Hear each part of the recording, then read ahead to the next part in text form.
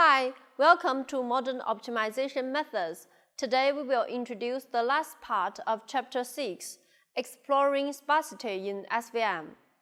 Now, recall that when we apply the semi-smooth Newton's method to solve the support vector classification and support vector regression, we need to solve linear system in order to get the semi-smooth Newton's direction, right?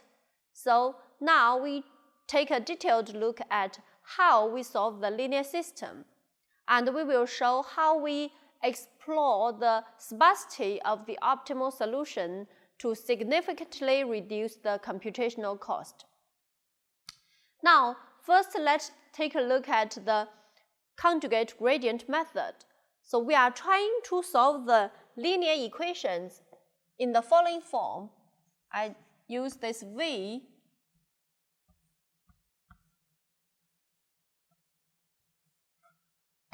Okay, so in the semi-smooth Newton's method, in each direction, we will solve this sort of linear equation in order to get this direction D. Here, this V is selected from the generalized Jacobian set, and H is a given right-hand side. Okay.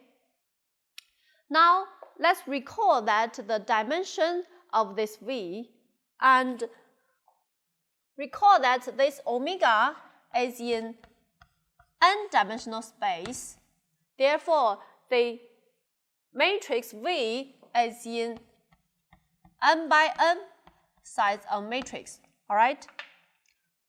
So a question is, how do we solve this linear equation to get the D? Okay? So we apply the conjugate gradient method. So as you may guess that when we use the conjugate gradient method, the most time-consuming part is to solve or to calculate the matrix multiplied by a vector. Okay? So how do we calculate this matrix multiplied by a vector? Here, we do some further analysis. So first, we take a look at the formula of V. Okay, so recall that the set V1 takes the following form. Okay, so it is composed by two parts. The first part is identity matrix. The second part is actually a sum of matrices. Okay, for each term, we got HI multiplied by XI transpose. In other words, for each term here, it is a rank 1 matrix. Due to different values of H, this term will be a little bit different. Okay? Now, let's take a look at how we do the matrix multiplied by a vector delta H. Okay? So we take a look at this term. All right?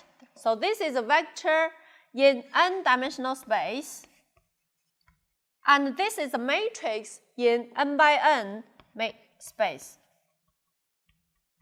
All right? So we will take a look at how we do this calculation. The natural calculation, if we multiplied this by this one, then it will lead us to order O(n squared) computational cost. Okay? So can we reduce this further to save some computational cost? This is a question we ask, and below we will do some analysis.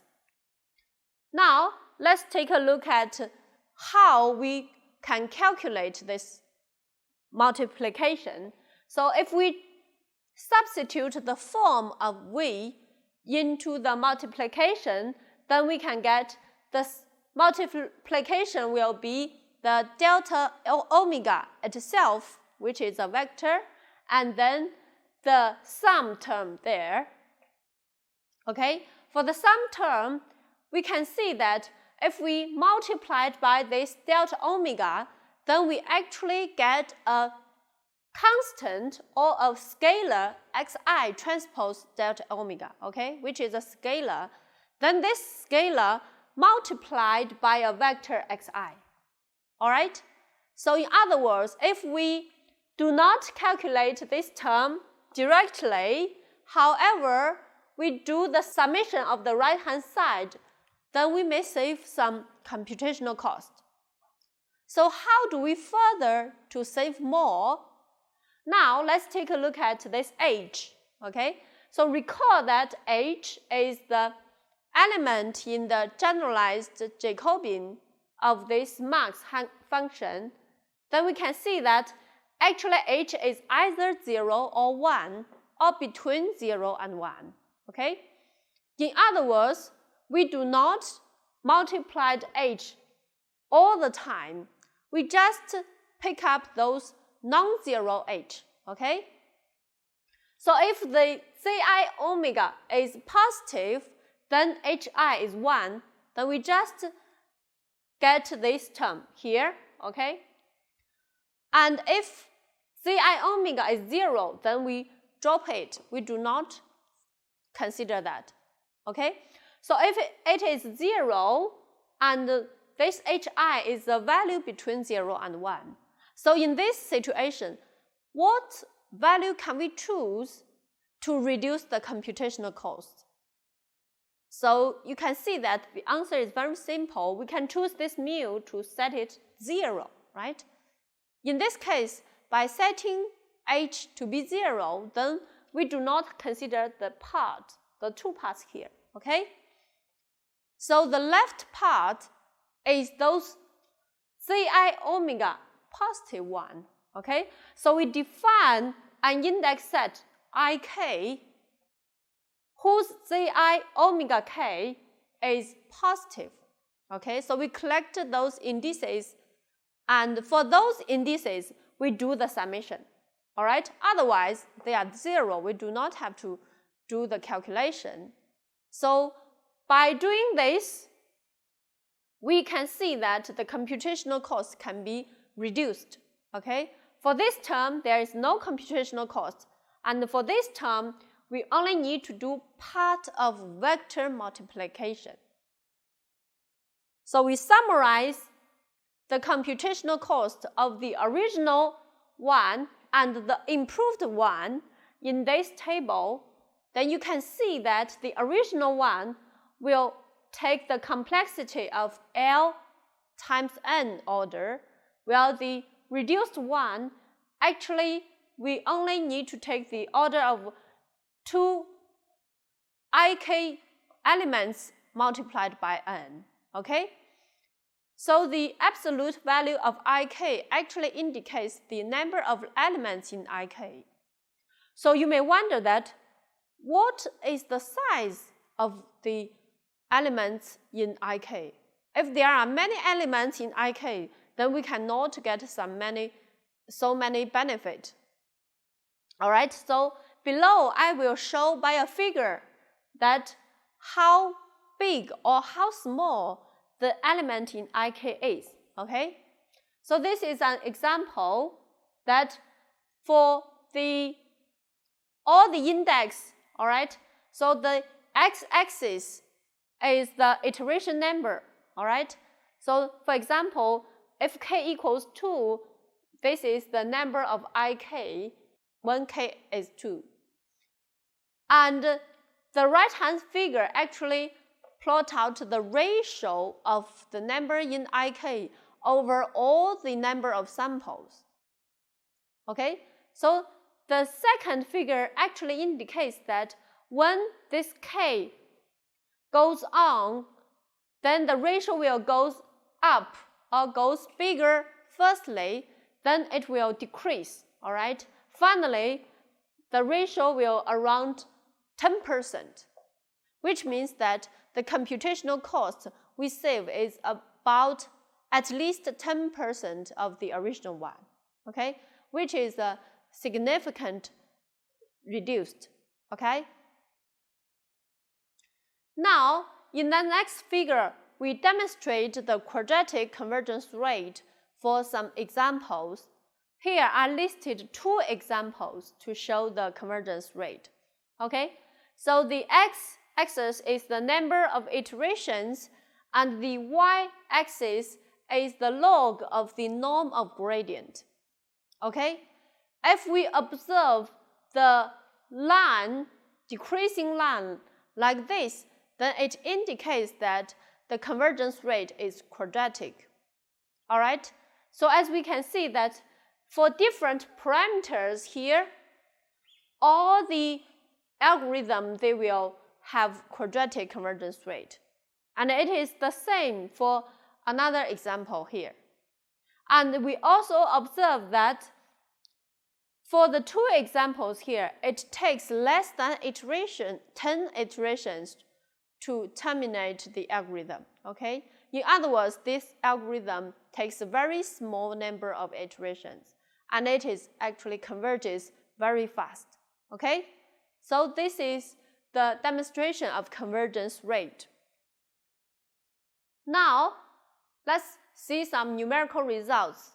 This is the numerical results we compare with lib linear, all right? So remember that lib linear is the state of art for SVM problem in linear kernel case, okay? So we compare our semi-smooth Newton's method with DCD and Tron, okay? So A1 is DCD, A2 is Tron, and A3 is our semi-smooth Newton's method. We report the CPU time T in seconds as well as the accuracy in percent, okay? So here are the different names of the sets, data sets. As you can see that computational time of the three methods, they are similar to each other. And in terms of accuracy, I marked the winner in bold. So you can see that the three method actually comparable with each other, okay? And if we take a look at the support vector regression problem, and the result is actually very different. So as you can see, B1 is DCD, B2 is Tron, and B3 is our semi-smooth Newton's method. So as you can see that the CPU time is also comparable with each other. However, in terms of MSE, which is a measure of errors, the lower MSE is, the better the performance is, okay? So you can see that compared with Tron and DCD, the semi-smooth Newton's method actually performs significantly better for the data here, okay? Sometimes for some data like the housing data and in UNIT 2001 data, they actually performs very much better than Tron and DCD, okay? In other words, when applied semi-smooth Newton's method to the support vector regression problem, the performance of the semi-smooth Newton's method is much more better than the existing state-of-art method. Now, if you are interested in semi-smooth Newton's method for SVM, you can find more details in the publication here. And let's make a summary about this part. We basically apply semi-smooth Newton's method to solve the support vector machine problem, of course the L2 loss related models, and we can get global convergence rate as well as quadratic local convergence rate. Especially when applied semi-smooth Newton's method to support vector regression model, the performance is much better than the existing state-of-art solvers. Now, here are some related references about this chapter, and if you are interested, you can download them from website. Now, let's make a brief summary about this chapter. In this chapter, we introduced semi-smooth Newton's method, including the algorithm, the globalized version of algorithms, as well as local and global convergence result. Moreover, we connect the semi-smooth Newton's method with the classification methods and we apply to solve the SVC and SVR model. The resulting performance is very good. Okay, so this is the end of chapter 6. See you next time.